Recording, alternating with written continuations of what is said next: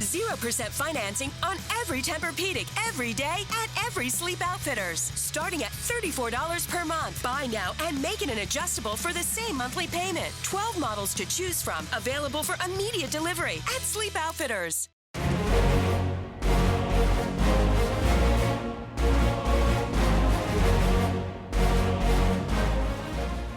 Hello and welcome back to the Tennessean's Bernard Pollard Show. In this segment, we're going to take questions from our audience live here at Moe's in Cool Springs. And we're also going to field a couple social media questions for Bernard and Jurrell and our experts here. So the first one that we have is a question from social media. This one comes from Shane Campbell. He's at Camby1506. And he wants to know, Crush Boy 31, how are you adapting to the new rules on defense, and are you worried about personal fouls and suspensions? I'm not worried about the personal. My wife is more worried than I am. But, for the most part, I play football. I let the chips fall where they may after I make the play. I don't have time to react. I don't have time to think about anything that I'm out there doing. And that's the position that they want to see in right now. They want defensive players thinking. And when you're thinking, you play slow and you make bad decisions. And I can't afford to do that. All right. Now we're going to go ahead and take a question from our audience. You want to come on right up here? Come on. Come join me up here. What's your name? My name's Anna Sarah. Hi, Bernard, how are you? Hello. All right, Anna Sarah, go ahead and ask your question. So as a veteran player in your second year with a new team, how has your role changed in terms of leadership?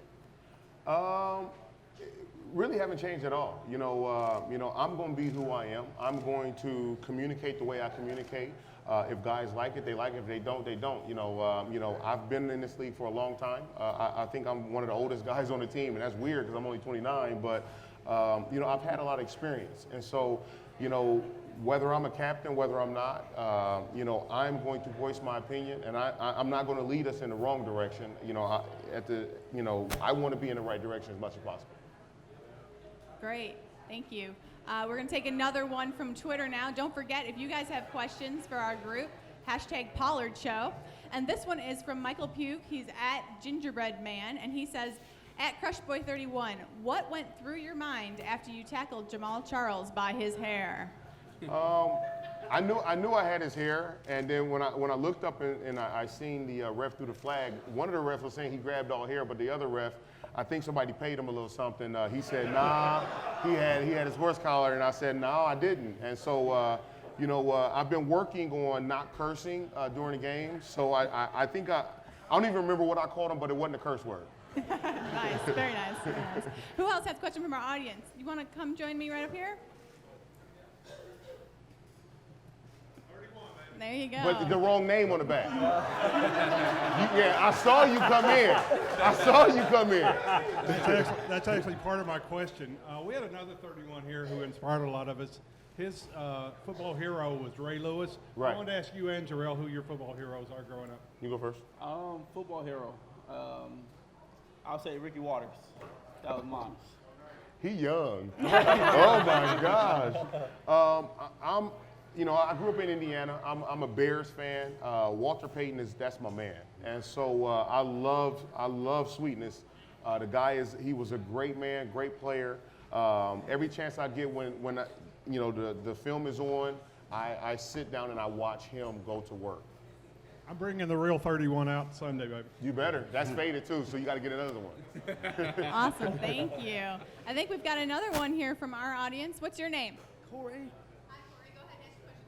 I was wondering if you heard about the Madden glitch and what your thoughts were on that. Skipping when they go to talk. So I haven't seen the other one. I know Robbie and them has showed us a couple pictures of a small guy and then somebody going in the air.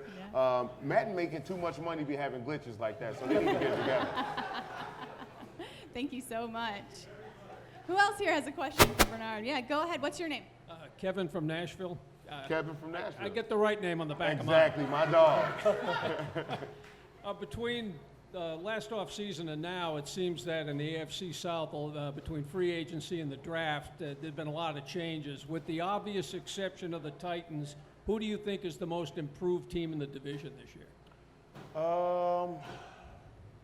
I would have to say Jacksonville. I really like what the coach, the GM, that owner is doing with that football team. He's going in the right direction. He has a quarterback, for the future. He's putting together pieces to a puzzle that needs to be complete, and that's what they're trying to do. So I really like the moves that Jacksonville's making. But, like I said, it's about us. It ain't about them right now. Jurrell, do you have any thoughts on that question? Oh, no. I agree with him fully. I don't think Jurrell watches a lot of football. What about you, David or Jim? Do you guys have any thoughts on that? Yeah, well, it's funny.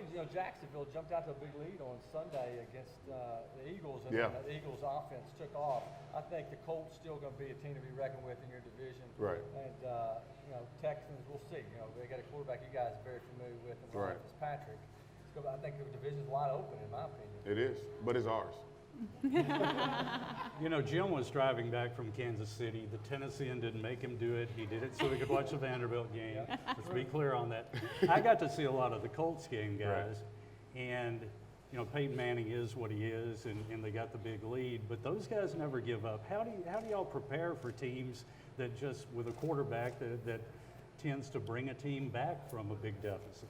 Well, I think the biggest thing for us, what our problem was, is we didn't step on their throat when we should have. You look at both games with Indianapolis last year, we just didn't finish the game, and that was our problem in a lot of games last year. And that's been the emphasis this year as far as finishing games, completing plays, doing things, the little things in practice that are going to make us that much better on game day. Jurrell, it struck me that, again, last year, there were times you guys had a lead, were in the game late, and you didn't step on the throat. Is that a little different mentality this year? Yeah, it better be. Shoot, we want to win as many games as possible. So we better have a mindset to go finish games this year. We can't take any losses.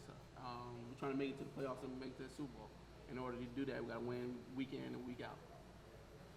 All right, we've got another question here from Mose. Go ahead and tell me your name, what your question is. My name is Chris. I have a question.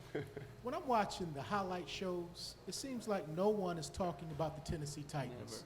Never. How do you guys feel about that? Well, I think I think that's a great thing. For our team to kind of fly under the radar. You can only fly under the radar for so long, and I think you can attest to this.